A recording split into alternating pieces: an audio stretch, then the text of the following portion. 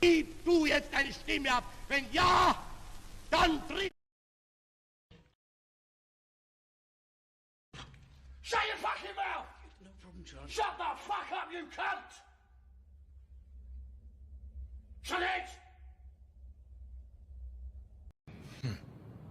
I came to laugh at you.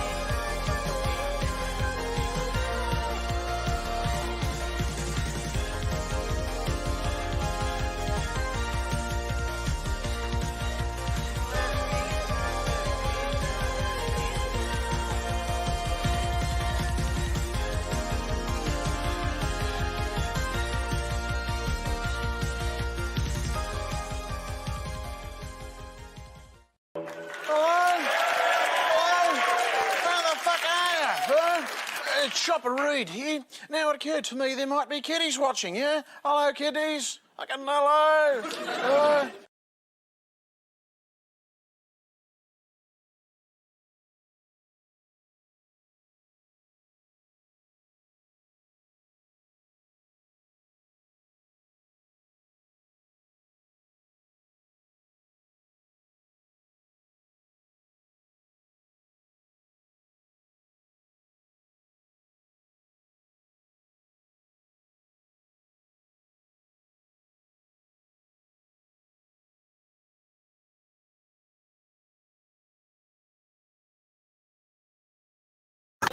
Hello? It says I'm not.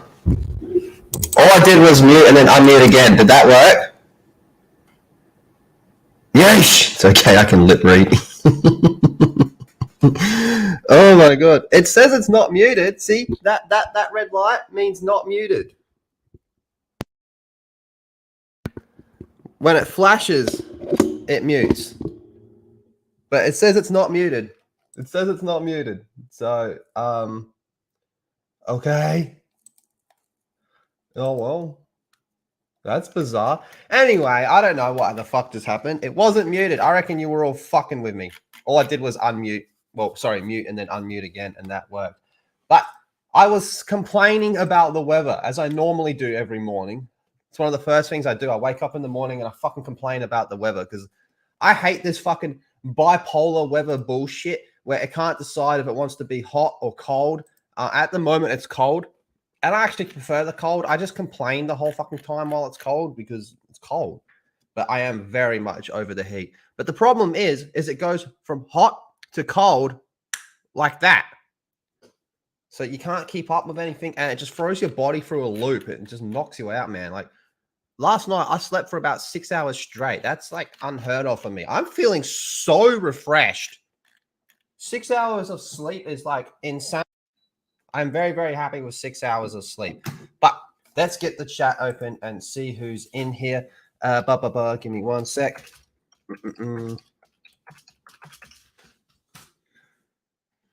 First things first, we have John. John was here like right at the start. Hello, John. How are we doing? Good to see you, John. I hope you're having a fantastic day. Nazma says, Bubba boobity.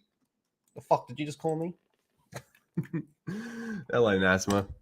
Kenzo's here. Hello, Kenzo. Good to see you, Kenzo. I hope you're doing well. My boy, Anthony. Hello, Anthony. Hello, Anthony. Mara's here. Hello, Mara. Gravey. Hello, Gravey. Wait, this weekend. Kenzo's clutching up this weekend. It's going to be hella lit. Mr. Tex. Hello, Mr. Tex. And then Anomedy. Holy shit. With a $5 super chat. Thank you very much, Anomedy. He says, hey, good to see you, Anomedy. How have you been? How the fuck are you? How the fuck are you, Anomedy? Hello? Hello? How the fuck are you? Chopper Reed here. Now it occurred to me there might be kiddies watching, yeah? Hello, kiddies. Hello. Hello. Thank you, Enormity. And then we have Dan Blackroyd with that wild-ass profile picture. It's working now. I don't know. I hit mute and then unmute. It was probably distorted when it started up, so the mic probably had lag connection at the start. Piece of shit.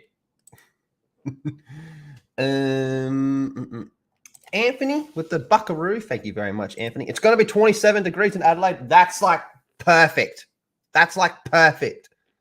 27 degrees Celsius is perfect. See, at the moment, it's 13. Holy shit. No wonder I'm complaining about it. A2D2. Hello, A2D2. Good to see you. Good to see you, A2D2. All right. So we do have a few things to yap about, and I have someone backstage that I'll bring in a little bit. But this just popped up as I was setting up the stream, so I kind of want to fucking rant about this, and then we'll get into everything else. So that shitty Suicide Squad game, the one that they've been advertising for a while, and then about 2 weeks or so ago, they did that state of play where it was the highlight, and it looks awful. Like, it looks truly awful in every possible way. The biggest offense is the fact that it is a sequel to Arkham Knight, and it's in the Arkhamverse. And everyone roasted the living shit out of this. You go to any trailer of this on any channel, you know, that's like an official one, like a DC channel or a Rocksteady's channel or like some gaming trailer channel. Everything you will see over there is this thing being ratioed. And I'm talking full-blown ratioed, butt blasted in the comments. There's like 2 people in the world that are excited for this. And yes, one of them is Cowman. This whole thing looks shit. And now it's being delayed again following the showcase criticism. Now, if they listened to what the real showcase criticism was, they would throw this whole thing in the bin, and Warner Brothers will have to take the L on this one. But don't worry, the Hogwarts Legacy money has put them in the green, so they don't really give a fuck about that. But is the criticism to this game, like, there's not little things that they could change that will fix this. It's fundamentally fucked from the bottom level upwards. If you wanted to fix this, you'd have to take down the whole thing and start again. That's how bad this whole thing is looking. So the game will now release later this year, it is being claimed. So Warner Brothers has reportedly delayed Rocksteady's Suicide Squad until the second half of this year, following the negative responses to the recent gameplay showcases. The whole thing looks shit. There's not one thing that you can narrow it down to. Everything looks terrible. The one that really stood out to me was when they were talking, they were trying to explain how all the characters play different. They're like, Harley Quinn, she's the acrobatic character. And then it'll just cut to King Shark flying across the map. It's like, he looks pretty acrobatic to me. So according to Bloomberg sources, Warner has decided to push the title from its previously announced May date until later this year. So Suicide Squad Kill the Justice League is the next game from the creator of the Arkham series. And it's being called a genre-bending action-adventure shooter set in open-world metropolis. My gosh. The game was originally slated to come out this year, last year, sorry. It was eventually delayed until May this year. And then, of course, we have the Arkham Batman, you know, the strongest one of the strongest versions of Batman to ever be created, apart from, you know, getting into like God-style shit and all that. And it's such a shame because this is Kevin Conroy's last ever performance as Batman, and this is how it ends. At least he doesn't get to see it. I guess that's one positive to it. So Suicide Squad was showcased during the PlayStation live stream last month, but received some criticism from fans due to its live service elements, such as the requirement to play online, even in the single-player mode. That is so dumb, man. Even if you want to play single-player, you have to be connected online. That is stupid. That should never be a thing. The live service elements, they're stupid as well. You know, like I said, there's not one thing that you can narrow it down to that fixes this whole thing. The whole thing is fundamentally broken from the ground up. So while many modern games include DRM, which require a one-off online check to prevent piracy, a persistent online requirement remains relatively uncommon for modern games with single-player modes. Even in titles that are primarily co-op focused on single-player elements, yeah, it just shouldn't be a thing. The presentation also confirmed that the game will feature a battle pass. Yes, a battle pass in Suicide Squad Kills the Justice League, which Rocksteady claimed would only have cosmetic items, which I actually don't believe that's the case. So post-game support, including new characters and missions, was also announced. A representative from Warner didn't immediately respond to Bloomberg's request for comment. So this whole thing is stupid. This whole thing is stupid. I can remember during the Xbox One days when it was Xbox One versus PS3, and then Xbox got on their stage and they talked about how their console had to be online 24/7, and people were not fucking happy. They scrapped that whole thing because of the backlash to that. And that's still not implemented in consoles to this day.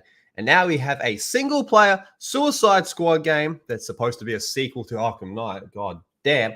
Always requiring to be online, even if you play solo. The characters look shit. The gameplay looks... They all look the same to me. I'll say the gameplay looks kind of meh, to be honest with you. I don't think anyone is happy with how this game is looking.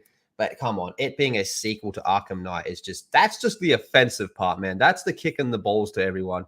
The fact that people are looking at this going, dude, you're telling me that after Arkham Knight, this is what happens? This is how Kevin Conroy's Arkham Batman returns? That's just so stupid, man. It kind of contradicts the ending to Arkham Knight as well. The way Arkham Knight ended, I consider it to be like perfect. I'm very happy with that ending. We can call it there, done. We can wrap it up and move on. And let's not forget that this is not really the same Rocksteady that made those games. A whole lot of the original developers are no longer there. These new Rocksteady people, we saw them, on their fucking state of play, the shit they were saying, it was retarded. And originally, they actually wanted to do a Superman game. The people that made the Arkham games, not this piece of shit, but the people that made the Arkham games said, hey, we want to do a Superman game. And Warner Brothers was like, no. And then they thought, well, what if we do a Batman Beyond? We'll do Batman Beyond. We'll do Terry McGinnis. And Warner Brothers was like, no. And then they thought, fuck, all right, okay, we'll do Damian Wayne, Damian Wayne, the son of Bruce Wayne. We can continue the story with that. How's this affected his son? Talia al Ghul is dead in this universe. She dies in Arkham City. And now everything that's gone down with Arkham Knight, how will this affect Damian Wayne? That's going to be a wicked story we can tell right there. And they were like, okay, or hear me out. We do a live service Suicide Squad game. And that's how we ended up with this. Yeesh.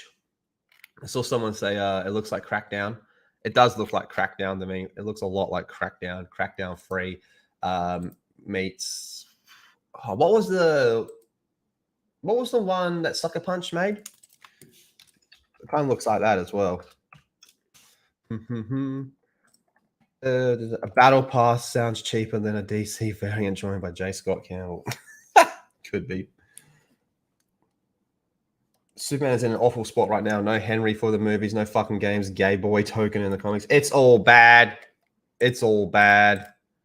All right, let's go ahead and bring in our guest for today. Mara! Hello. How you doing? I'm pretty good. Just tired. Tired? What have you been up to? Did my solo stream on YouTube that I normally do tomorrow since I can't do anything streaming wise or video wise. So I did the solo stream today and then played Call of Duty, trying leveling up some guns before the end of March. Why? So why March? Why March? By March, a little tournament thing that's happening around the end. You don't need to level up anything for the tournament. It's all unlocked. All leveled too? Everything's leveled. All right. Well, they said unlocked. They just didn't say anything about being leveled. So. No, you have access to everything. God damn! See, Nasma, this is the type of people we have on our team, Nasma. We're fucked. Anyway, I was doing well. Nasmer was watching me. He can tell you. Oh, well, it's going to be very different doing the CDL rule set. It's very, very different. Okay, anyway, Mara. Yes, I want the sick camos. That's what I want. So. All right, Rocksteady Suicide Squad game. Talk to me. There's no amount of anything they could fix in this game because it's March. So there's 9 more months remaining in the year for them to fix whatever it is they need to fix or they think they need to fix and release. Because they're not going to want to do it right at the end of the year. They're going to want to hit the Black Friday crowd, things like that. So they're going to release it before Thanksgiving. So that way, people will be buying it, hopefully for gifts and things like that. So there's no way they can do it in the next 6 months, roughly. So, like, to get it all squared away and everything. Other than canceling it, it will suck. But canceling it and why would that suck? I'm cool with that. No, I'm saying like suck for the devs who like worked on it and now have to like scrap it and like work on it again, pretty much. But they have to cancel it and revamp it entirely. I'm cool with that. Fuck them. They made this piece of shit. They deserve to have this fucking thing canceled, man. This game getting canceled, I think, would ultimately do more pros for all these developers than negatives. I don't know. This whole thing looks fucking shit to me, to be honest with you. There's not one thing I liked about this. Even in the Peter Pan trailer, I could say, hey, I liked Captain Hook. He looked cool, but everything else looked fucking AIDS. One of the biggest criticisms I have for the game is like there's no reason for it to have been a live service game. Yeah. There's no reason for it to it's literally like the scenario that they set up in the game pretty much should be just a single player. You pick whatever character of the Suicide Squad you play as, but it's a single player game and it's entirely a campaign. It's quote unquote kill the Justice League, which is more just capturing them and saving them from the hypnotism they're under. So there's no way they can kill Superman. There's no way they can kill Superman or Wonder Woman or anything like that. So this one has 271,000 views, 5.8k up to 19k down, wrecked. This is IGN, so this will have quite a few. Nearly 700,000 views, 16k up to 47k down, wrecked. Yeah. This is the Batman Arkham videos. Okay, they're very positive in this one. That's surprising. Well, okay.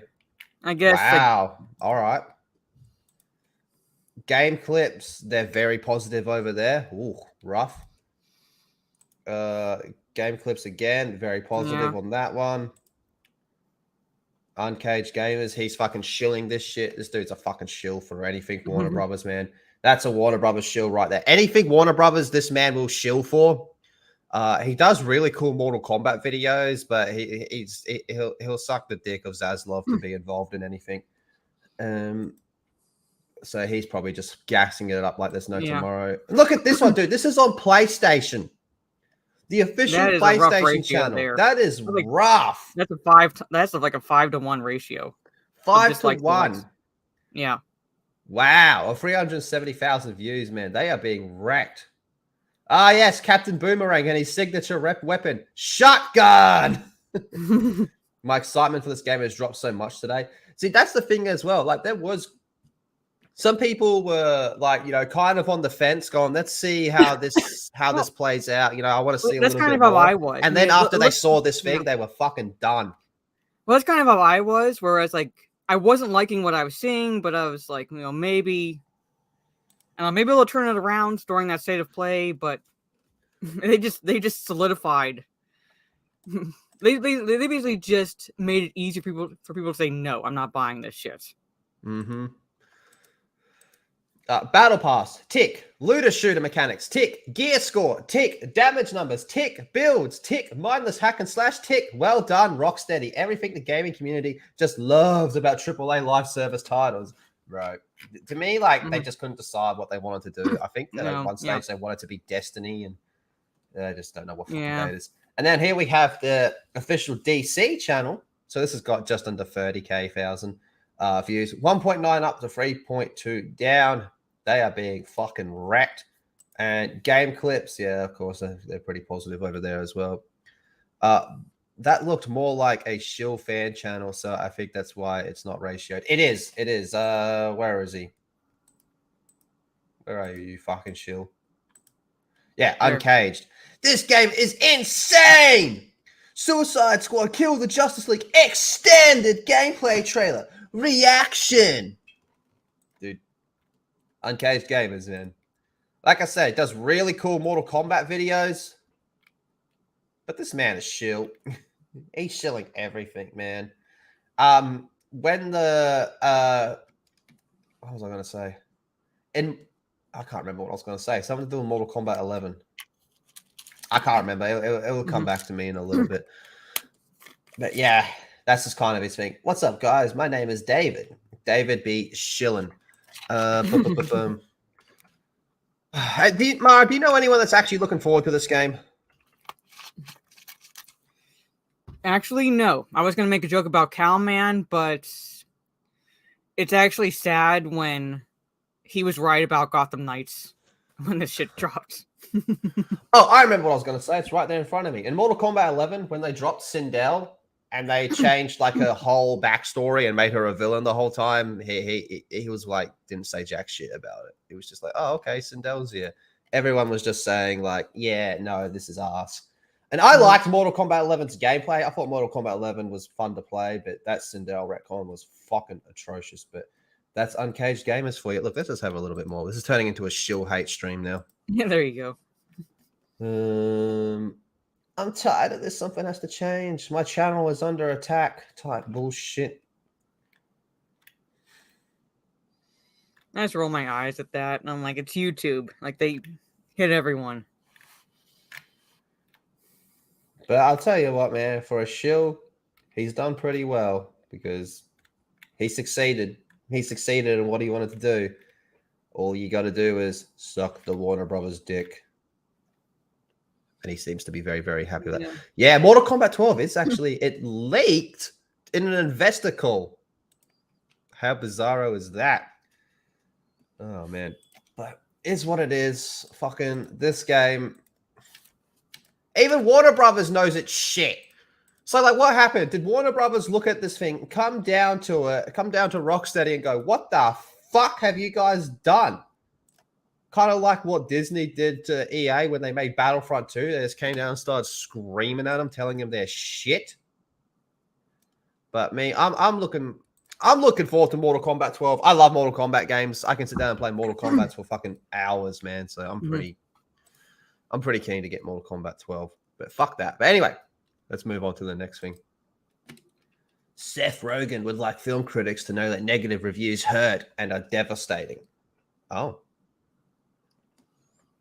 Yeah, like no one else, no other movie, no other TV show, nothing has ever gotten negative reviews until the shit that is the Teenage Mutant Ninja Turtles series that he's working on. But they hurt. They make you sad. Yeah. Okay, here's the quote. But sad is his career. That's what's sad. What has he done that's actually good? I like Superbad. I like him as the cop in Superbad. I've told people that like he's good in ensemble films when the focus is not on him. So he's like fine. Like Superbad, he's fine. He's fine in that pretty much. But when he's the lead and he's the focus, it's just shit. What has he done? I can't even. Pineapple Express was pretty meh. So I don't know. The only way. What? Zack and Mary Make a Porno, which was shot in my city. Actually, I remember watching that. Yeah. The only way I think you can enjoy these movies is if you're a stoned teenager. That's pretty much what his shtick for like early in his career was, just like the stoner. Yeesh. Okay, I think if most critics knew how much it hurts people that made the things that they are writing about, they would second guess what they're writing these things. No, it's not about. Wait, we got the whole thing here. Oh my gosh. Okay, is this the whole thing? Man, why should a critic or a reviewer, whatever you want to call it, give a fuck about the person who made its feelings? They're not there to judge the person. They're there to judge whatever it is that's presented in front of them. It's got nothing. Well, it have nothing to do with who's making it. You know, obviously, you know, there's like script writers, actors, or whatever, directors that people like, and they go, I'm more like me. If something has Mel Gibson, I'm interested. I'm automatically more interested in watching it, but that doesn't automatically mean it's good because it's Mel. It just means it's got my attention, right? So because you're saying that, right, because people will be upset if they get a negative review, so therefore you should review everything positively. That's whack. He might as well just say, like, if you don't have anything nice to say, don't say it. It's like, you know what they tell you, like, you know, little children on the like basically playground. If you don't have anything nice to say, don't say it. But that's not how life works. Not everyone's going to have something nice to say about you or what you've done. I encourage the hurting of Seth Rogen's feelings. Well, there you go. I mean, I think most people do. Hey everybody, I'm Dave Karger here at the Entertainment Weekly and People Video Studio at the Toronto International Film Festival. I'm here with two of the stars of The Fabelmans, Gabriel LaBelle and Seth Rogan. Hi guys. Hi, How are you? Great. How are you? There we go. I'm great. But what I just remembered he did that shitty Green Hornet movie. Mm-hmm. Yeah, that sucked asshole. what I want to know is how it must have felt last night at your premiere. I was in the room and the audience response was like through the roof. Gabriel, what went through your mind when you heard the audience reacting to you and this whole film? I was in a disassociative state. Who is this guy? I don't know who this is. I don't know. idea. All I know is tried that's to not stay really a mellow new Steven Spielberg before movie. It all happened, and I knew that it was. This is a Spielberg very movie. Overwhelming, but The I had Fablemans, yeah, I believe it's a Spielberg movie. Speed dating press No day shit. leading up to it, so I was really trying. Santa to Inc. stay, Why is fuck like, this I texted my cunt? Parents, Yeah. before we all were in my hotel room before we left. I was like, "You can't talk to me about it. Like, you gotta let me just chill and breathe." And I was chill and I was breathing, and it. I'm gonna do this just out of pure spite.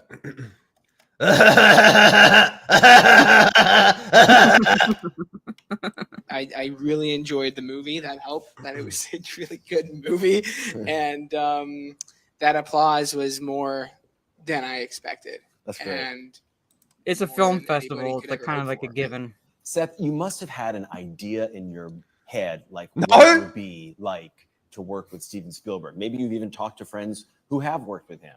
How did it compare to maybe what preconceptions you had in your mind? It was unique because it felt like a unique Steven Spielberg movie. And I think in my head, You know, I know Spielberg's like one of the all-time greats, but I'll be honest, I don't think he's done anything good in a while. No, not really. He did the remake of West Side Story, which didn't go over well with most audiences. Yeah, wasn't that shit? Yeah, I didn't see it, but I saw there was a lot more negative said about it than positive. I guess if I ever thought I was going to be in a Steven Spielberg movie, I imagine myself running from things or likely getting crushed by something or eaten early on. We can only hope. It was so different, and it was clear from the first conversations we had that it wasn't just, not that there is just another Steven Spielberg movie, but that it was especially personal and especially meaningful and especially complicated for him in a lot of ways. And so it was really unlike anything I've ever done. Kind of watching this brilliant man who you really look up to, like, be in the moment, figuring out how to tell his story, what's important to him, what isn't, and get excited about new things in the moment. I think Spielberg's gone the same way as what's his name? Made Alien.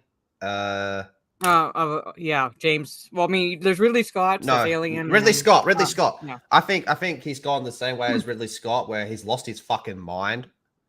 Isn't Ridley Yeah, Scott coming out with a sequel to Gladiator? Like it's Yeah. the Dude. son of the communist sister, and like who cares about the kid? Fucking, how do you make a sequel to Gladiator? Everyone fucking dies at the end. Well, no, it's Yeesh. really supposed to be focused on. Remember the actress who played Commodus' sister, and she had a son. I Yeah. think people were saying it's supposed to focus on him. Like he's older now. Who the fuck But again, cares? I don't say that's what I said. Who the fuck cares? No one cared. What's his thing gonna be? Fucking Russell Crowe stabbed my uncle who was trying to fuck my mum to keep it real. I'm pissed off. Now I'm gonna be a gladiator because when I was a kid, I wanted to be a gladiator because Russell Crowe. Moment as they happen, remembering things as we're filming. Oh yeah, my uncle did that all the time. Do that. He always did this. And let's get another one where you do that. And it was like these memories form, and you capture them on film in real time almost. Yeah, it was unlike. I'll never have another experience like this. You know. Gabriel? Is it hard to resist the urge, like, not to fan out on Steven Spielberg and just be like, "Oh my god, I loved that moment in Jurassic Park," or do you just do it? I didn't resist the urge. Oh, Yeah, I was. I didn't either. Yeah. Yeah, no. I mean, you show Blah up to blah set blah. for When's the first part where you talk about it? Oh, for out fuck. under a tent, and the rest of the cast really isn't there. So it's me, Tony, Steven, and Christy hanging out, and I'm talking to, like, He does not seem like someone who's uncomfortable talking. He is naturally like an educator, I think, in a lot of ways. What? We already hear about it. yeah. meeting we had to go through. I can't find this. These people are driving me insane. Yeah. Holy fucking Jesus fucking Christ, Daniel. Daniel! Daniel! What the fuck? Ah, tight, yeah. Yeesh, Daniel. Mara, you got a better reading voice than me. Do you want to read this fucking bomb from Daniel? Okay. So 79.99 Australian super chat from Daniel. Hello, my lovely people. Whoops, wrong chat. Much love to incomparable Mara. Thank you. Lethal. Negative critiques build character and provide lessons. Check this out. Lethal, you ugly. Lethal can learn from this and be better. Mwah. Hashtag Victoria sucks more than Kamala. Okay. Daniel. You stink. You stink, Daniel. Really badly. The irony of a gay dude smelling like fish is not lost on me, Daniel.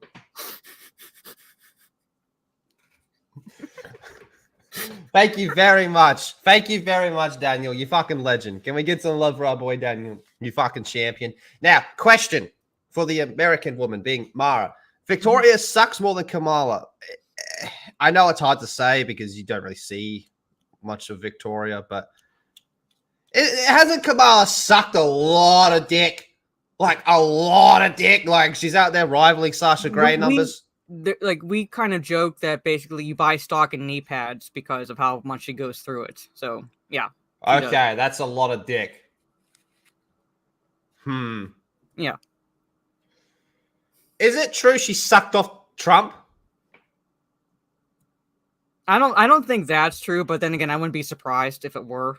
So, but she definitely was on her knees going up in the political ladder pretty much. So she sucked her way to the top. Pretty much. She must have strong head game then to get that far. I don't know, or the men are just, I don't know, that like they haven't had good head and that anything would be good to them. So I don't know. Camel toe Harris. You know who I reckon's kind of hot? What's her name? That other annoying bitch you have over there. Well, there's a lot of annoying bitches. You gotta kind of narrow it down. Point. Yeah, good point. I don't know. She's got really big eyes. Oh, the one that looks like a coked out chihuahua? You're talking about AOC? Coked out chihuahua AOC. That's her. Yep. That's her. Isn't she like a mini Kamala in the training? I don't know. She has a beta boyfriend, so I have no idea. But and she played Among Us with Pokemon and all that. Yeah. AOC. She gangbanged everyone in the White House. Wait, AOC or Kamala? I think he's talking about Kamala. Kamala. Oh, okay. No shit. So that's like your version of the prayer room. Pretty much, yeah. That's our version of the desk. Yeah. Except yours is a person. Yeah, pretty much. Called Kamala. Okay. So, like, is it on the agenda? She's the equivalent of the desk. Everybody has a go. So. But is it like on the agenda where it's like, okay, 11 p.m., 12 p.m., meeting with blah, blah, blah, 3 p.m. to 5 p.m., gangbang, Kamala, I believe a roster. Yeah. Yep. But fucking hell, didn't. Thank you very much, Daniel. You fucking Mac Daddy pimp. Appreciate that. And try not to fucking freak out at work. Or do, either way. Just don't get caught. Only look busy when the boss is around, Daniel. You know the deal. When I was in the military, and like one of the pilots said, if any of the officers catch you nodding off at your desk, it's the first word you should say when you wake up is "Amen," because they can't yell at you. Oh, really? Yes. That's pretty clever. Yeah. One of my old managers, he said, if you ever need to look busy. And let's keep in mind, this was a manager. He says, if you ever need to look busy, just grab a rag and a bucket and people will think you're going to go clean something. So they'll leave you alone. I believe it. That works. I believe it. And then Stunning and Brave Megatron with the member message saying, April O'Neil looks like Velma's... What? Looks like Velma's Kush smoking sister. Yeah. It looks, I don't know. I think the new Velma, sorry, it does look like Velma to me. But the new April O'Neil looks like a black blob. Because it doesn't even look like a person to me. On my stream, I said she looks like the love child of Wanda Sykes and the Penguin. Yeah, I could see that. But she just looks like a blob with like arms, like T-Rex arms that only come out to here. Yeah. It's like the least of her problems is her skin color, because that's what people assume if you criticize it. Is like you're automatically like have a problem with her being black. And I'm like, no, in the comics, some comics, she has been black, depending on which issues you read. So that's not the primary issue with it. It's like she has no curves. Like it literally goes. She was always white. She like in main continuity, she's white, but there were guests, like basically they bring in guest illustrators, colorists for non-canon issues, basically, and she was black in some of them, like in one of the issues. I pointed it out on my stream. So it's not exactly the issue that her skin color, because she has been that in the comics, but she's primarily white. Right. To me, she doesn't look human to me. She just looks like a black blob. And like the whole thing about, you have to see yourself on screen. So I think Seth Rogen thinks all black women look like blobs.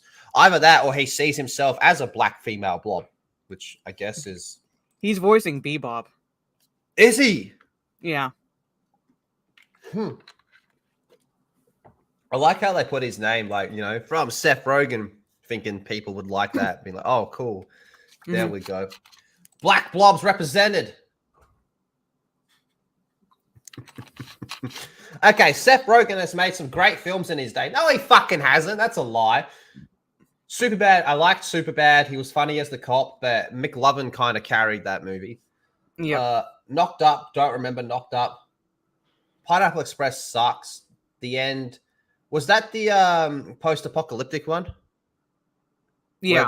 Where they all kind of like, there was some funny moments in that where they were like, come on, guys, we can't rape Hermione, where they're talking about Emma Watson. They got Emma Watson in the house with him that she like overhears them say, like, we can't rape Hermione. We can't do that. God. That part was funny. What was 50-50? I don't know. I don't know. I've never 50-50. No, this South movie, Party, that's the animated movie.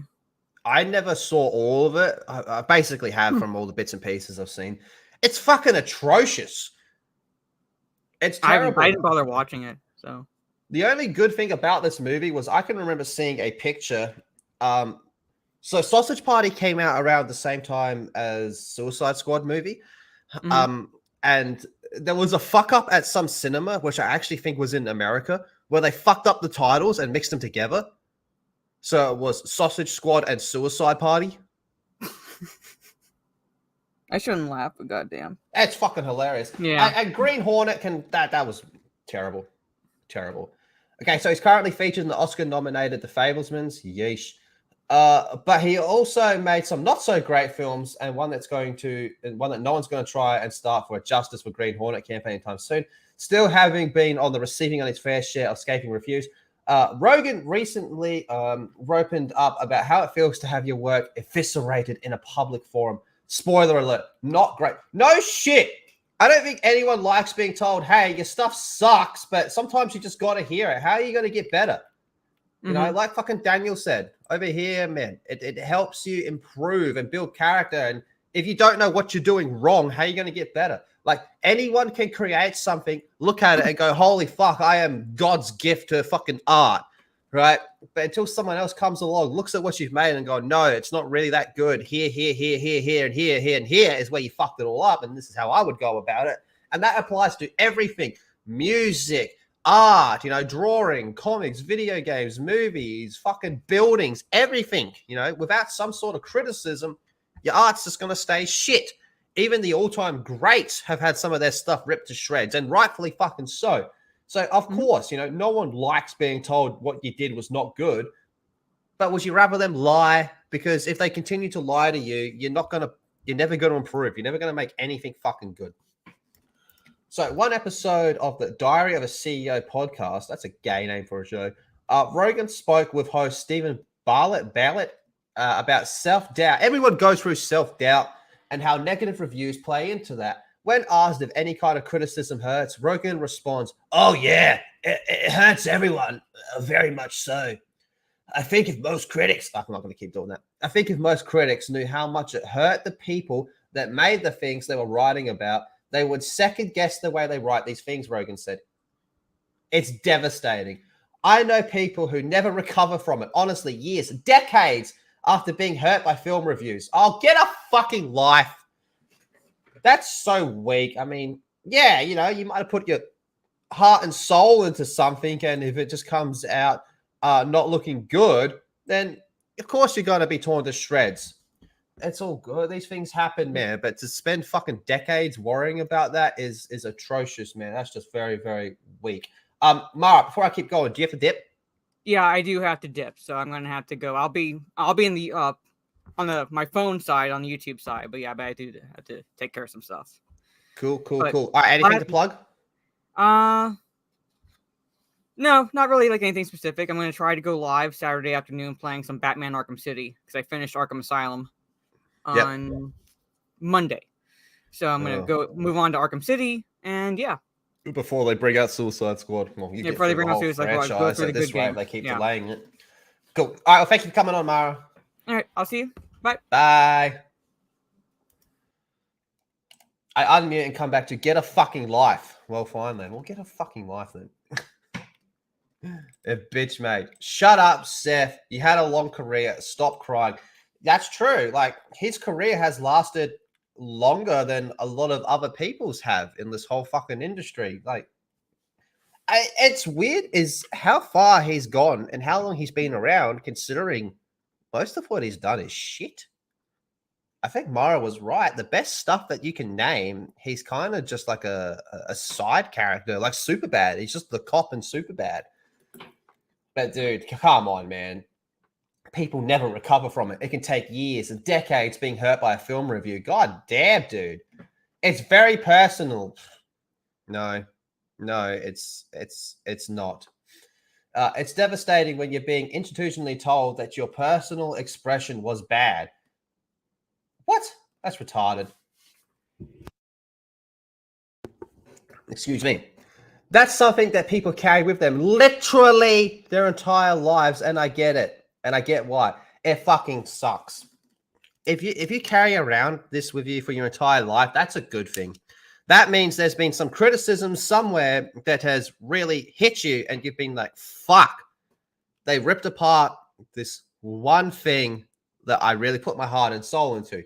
So the next time you go to do it, you're going to be better at it, aren't you? I mean, look, if you know, I don't really want to go too deep down this rabbit hole, but if George Lucas didn't get ripped to shreds for his original Star Wars movie, the one that everyone said was unfucking watchable and had to be edited by his wife, imagine if no one ever said that to him. Unwatchable. He put his heart, soul, he put everything into that. And the response was, your movie is unwatchable. We need your wife to come in and fix it. Criticism is not a bad thing. Look, there's definitely times where there's criticism that's not valid, you know, where it's just hating for the sake of hating, you know. And I'm definitely guilty of that in some places. Everyone's guilty of that in some places, some way, shape, or form. You know, like you have like it's impossible for a human being to be 100% objective on something. It's just impossible because we're humans. We're fundamentally flawed. We all have some sort of bias to something in some way, shape, or form, positively and negatively. Okay? That's just how it is. But when there's legitimate criticism going, hey, this fucking sucks, and here's why, yeah, I can understand that it would hurt. But would you use that to improve on what you're trying to create or whatever it may be? To say that it hurts for decades, okay, that's just weak as shit. And it's actually, you can kind of make that into a positive. You can kind of be like, hey, this thing that I put my heart and soul into, they told me it was trash. And ever since then, to this day, I've been reflecting on what they said about this, and I'm trying not to make the same mistake, right? That's how you can turn that into a positive. But of course, it's got to be, oh no, people are being mean to me. They're making fun of my shitty movies, which made me rich. And then I go and make that Santa Inc. movie and everyone hates it. And I can't figure out why people hate it. When the people are telling you All you have to do is look for it, and people are telling you why they're not liking it. But no, it's everybody else's fault. It's your fault that people didn't like my movie. It's those goddamn boycotts, those internet boycotts that made my movie fail. Where, fucking where? Look at that shit. Yeesh. Low Rogan admittedly got bummed out by bad reviews of Green Hornet, the 2011 superhero flick that was resoundingly dismissed by critics.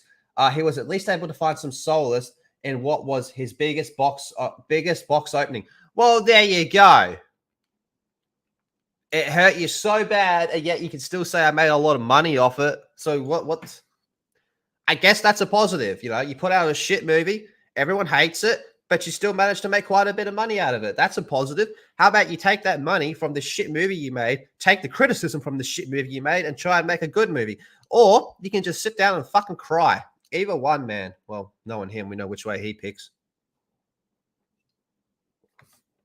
Fucking morons, dude. For Green Hornet, the reviews were coming out, and it was pretty bad. People just kind of hated it. It seemed like the thing people were taking joy and disliking a lot. Okay, look, that's another thing we've all been guilty of, especially online. Sometimes it's fun to hate on stuff and make fun of shit. I mean, we all have fun doing it. Sometimes it's kind of a double-edged sword. Like, I'll go back to my man, I'm sounding like a broken record. My stance on hate watching is if you're going to do it, don't pay for it. I have no problem with that. I think once you start giving them money or clicks or watch time or whatever, bit of an issue there, because then you're kind of being counterproductive to what you're trying to accomplish there. But I got no problem with like Rings of Power, for example, right? I would much rather watch Mara's review of Rings of Power or Lady Gravemaster's reviews of Rings of Power, because I actually trust what they're going to say, because they know their shit about Lord of the Rings and they're very passionate about Lord of the Rings. So I'd rather watch people like that talk about it as opposed to any of these shill fucking outlets, right? Like I did with the Halo show, and I do plan to do with season 2. Like I'm a big Halo fan, and I'd blow some smoke up my ass. I'd say I know a lot more about Halo than the average person. So I think I can kind of critique it a little bit more. But Halo show's a little bit different, because even if you're just a level 1 Halo normie, you can look at this and go, holy fuck, this is just bad. So bit of a rough example. The point is, didn't pay for it, stole it off the internet like a normal person. Don't give these fuckers money. Because this is what he's saying here. He's saying, my movie sucked. Everyone knows my movie sucked. They told me my movie sucked, but it was the most money I ever made in one weekend. Well, there you go. But it opened to like 35 million, which was the biggest opening weekend I'd ever been associated with at that point. It did pretty well. Well, there you go. That's what's nice sometimes. You can grasp with some sense of success at times. Yeah, like I said, that kind of ties back into the point I was making before. Where Mr. Tex just dropped the fucking bomb. Where is it? Adam Sandler's movies always got negative reviews. Is he crying? Fucking spot on, man. I like it when he won the award for Uncut Gems, which I actually did enjoy. Uncut Gems. It was a Netflix movie. If you haven't seen it, I do recommend checking it out. A lot of swearing in that movie, though, but I enjoyed Uncut Gems. And he got up on the stage to accept his award, and, you know, there was all, like, the big-time A-listers, like your Brad Pitts and that type of scene. And he's holding the award in his hand, and he goes, today's the day you all lost to Adam Sandler. That was his speech. And everyone's like, yeah, you can do it! Cut his fucking balls off! You think you're a Halo fan? Name every single UNSC Marine in alphabetical order from height up to down based on gender, religion, and planet they were born in the next 2 minutes. Go! Fucking fraud. Seth Rogan and former closest friend James Franco. Ah, yes. Now we're going to talk about how he threw James Franco, his best friend, under the bus. Fuck you, Seth Rogan. For whatever you may think of James Franco, the way Seth Rogan handled that whole thing, I would be very, very hesitant to work with him. Doesn't matter, man, because, you know, the slightest little thing, under the bus you go. The interview was mired with controversy due to the way it showed North Korean dictator Kim Jong-un and blow you up, resulting in the hack of Sony Pictures along with threats to pull the film, which led to Sony cancelling its wide theatrical release. Once folks finally saw it streaming on Netflix, the reviews were tough. Because the movie wasn't really that good, though, was it? People were taking joy in talking shit about the interview and questioning the types of people that would want to make a movie like that. Okay, what's wrong with that? I think, yeah, I agree. The interview was overhyped. The interview kind of got a lot of artificial buzz because of the drama around the movie. While they considered Green Hornet more of a conceptual failure and not a creative one. Okay. The interview, people treated us like we creatively failed, which sucked much worse. You did on both accounts. He then added that negative reviews feel like a very personal rejection that doesn't feel constructive. Oh my God, get fucked. Like I said, there is definitely times where there is criticism that is not valid, is not constructive, whatever you want to say, you know. But for most part, yeah, there's definitely stuff you can take into your criticisms for whatever it may be.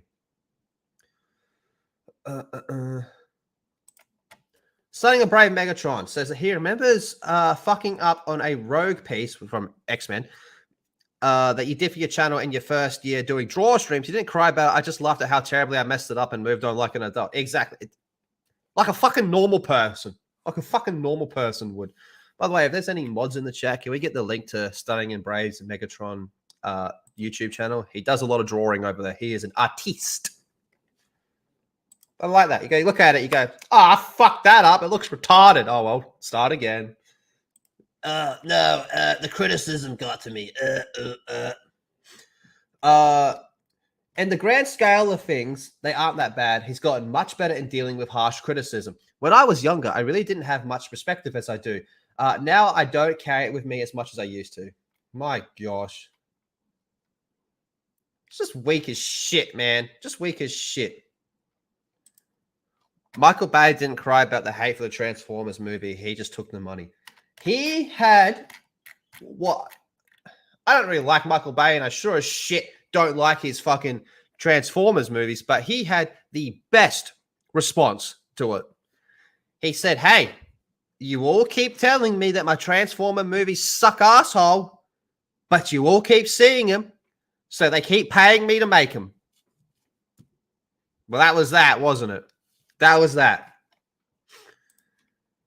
Handling criticism, I think, is something that everyone, no matter what you do in life, needs to learn how to do. Okay? No matter what you do in your life, whether it's creative or not, at some stage, you will be criticized for it. You can cry like a bitch and blame it on everyone else, or you can accept it and go, oh, well, maybe I did do that thing wrong. Maybe I can do this better. And then you go, how do I do it better? What do I do differently here? There's something here I'm missing. What do I do? You know, it's ask for fucking help. If you truly don't get it, there's nothing wrong with going, hey, man, can you give me a hand with this? I'm just confused. I just want to learn how to fucking do my shit better. Yes, I remember when he freaked out. He couldn't turn the TV on or whatever. But I saw someone in the chat mention what I'm about to bring up, and this I fucking love. When I can find it. Right here. This is some goated ass shit here. We're not going to play the whole thing because it goes for like 10. Oh, wow. It goes for 8 minutes. Fucking hell. But I want to show you something. This is definitely one way to handle criticism.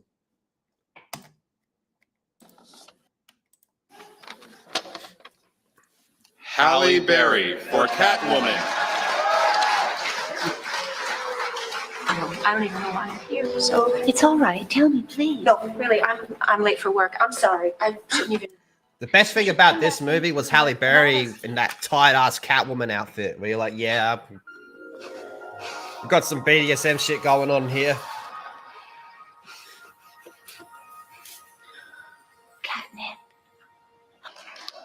God, that is cringe, isn't it? Ladies and gentlemen, Halle Berry. She plays into it. I like Halle. I got nothing against Halle Berry. I've always thought she was cool. I kind of liked her as Storm.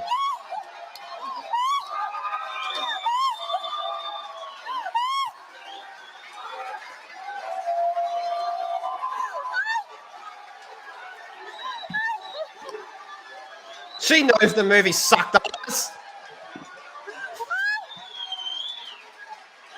Oh my gosh. Honestly, I'd rather watch the Razzies than the Oscars. The fact that there's a whole separate award show for pieces of shit is kind of funny within itself. Pretty meta. Oh my gosh. Alright, bro, Soul Assassin, she's still hot as shit, man.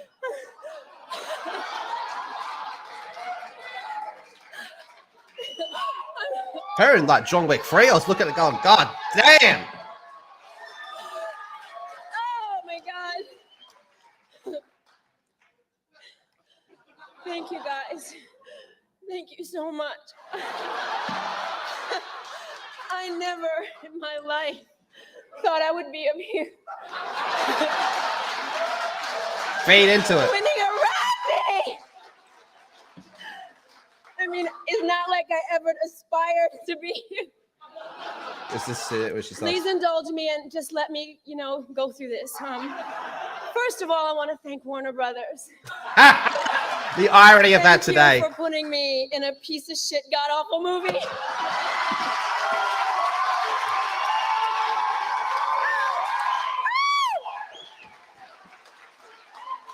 It was just what my career needed, I was at the top, and then Catwoman just plummeted me to the bottom. Love it. It's hard being on top. It's much better being on the bottom. Giggity. I want to thank my manager, Vincent Cerenzio. Vince, here he is. Here's my manager, Vincent Cerenzio. Up on this one, Vincent. I want to say, no, listen. This guy loves me. He loves me so much. He loves me so much that he tells me that I'm the greatest actress there ever was. Didn't she bring out a speech script? Yeah, man. She gets right into it, man. It just goes to show you that there is definitely ways you can go about criticism. But the difference between someone like Halle Berry and Seth Rogen is she totally accepts. She goes, that movie was fucking awful. Let's have a giggle about how bad it was, which, as someone that likes to laugh a lot, I think that's one of the best ways to handle it, is just to play into it, have a laugh. But in order to do that, you have to accept that there was a fuck up and you are heavily involved in said fuck up. You got to laugh about it. You got to go, hey, like I was in some fucking piece of shit movie. I won an award for it. Oh, man. It's pretty wild, isn't it? Pretty fucking wild. And if you guys haven't seen a movie called Swordfish, Halle Berry gets her tits out, so it's definitely worth a watch. Or at least that scene. 10, 15 years ago, I'll Razzie her vajazzy, dude. I'll Razzie her vajazzy right now. Dude, I'll sign a fucking contract to stream on Kick and Razzie her vajazzy right now. Oh my god. That's every actor in every DC movie now. Yep. Shout out Warner Brothers. I want to give big ups to Warner Brothers. You fucked everything up for me. I was doing well. We got Ben Affleck being like, yeah, shout out Warner Brothers. You guys made me relapse. Big ups. Big ups on the relapse plays. Big Warner Brothers. Oh my god. Swordfish is the best Travolta's wig has ever looked. Yeesh. I'm like, yeah. I like doing impersonations or impressions of John Travolta. It's gonna go, oh my god, oh my god, oh jeez, I'll send it, oh my god, send it, oh my god, oh jeez, oh my god, send it, oh my god. Yeah, Wolverine storms boobs in that movie. Monsters Ball. Oh, that takes me back a little bit. Oh, really? Yeah, Blabs. It's called Swordfish. You see Halle Berry's tits in it. I still think she looks good today, but the point of all this is when it comes to life, no matter what you do, there will be criticism, and there's ways you can. Do you want to be a Halle Berry or do you want to be a Seth Rogan? I guess is the ultimate fucking conclusion to this whole thing. Look, I don't have any sort of like final commentary sentence to wrap this whole thing up. So I guess I'll just say that, you know, sometimes in life, you just got to come up with a really good joke and have a giggle. That's all there is to it. But boys and girls, I am going to call it here. Been going for about an hour. Thank you so much, everybody who came past. Smash that thumbs up button on the way out. Massive thank you to the channel mods. You guys are Mick fucking leg ends. And I appreciate you all more than I can possibly fucking describe. And of course, Daniel with that psychotic fucking bomb. You guys are fucking champions. Thank you all so much for being here. So in about 2.5 hours, I will be on Twitch playing Sons of Forest, Sergeant Herbs, Mozza, Beardo. I don't know if we're getting anyone else. That's all I have lined up with now. And then of course tomorrow, tomorrow night, full Aussie. That should be hella lit. Kenzo coming in big clutch with that one. And we'll go from there. So yeah, have a fantastic day, night, evening, whatever it may be. And remember the golden rule, boys and girls. Remember the golden rule. 2 in the stink, 1 in the pink. Oh, sorry. You probably thought I was a drop bear. No, it's me, Bush Barbie. And today, I'm here to talk to you about dingers. Because like you, this bush has seen a cockatoo. Regardless if you like it deep in the bush or prefer it in the outback, make sure you look after your wombat hole. So many critters can get down there. And believe me, it's enough to make your dango go drier than a dead dingo's donger in the desert. So don't do it. Even if he is a fun guy. Yeah, so by all means go wild. Just make sure you take a moment, in the moment, to use a moment, so you can keep the devil out of your Tassie and the jelly out of your box. That's it.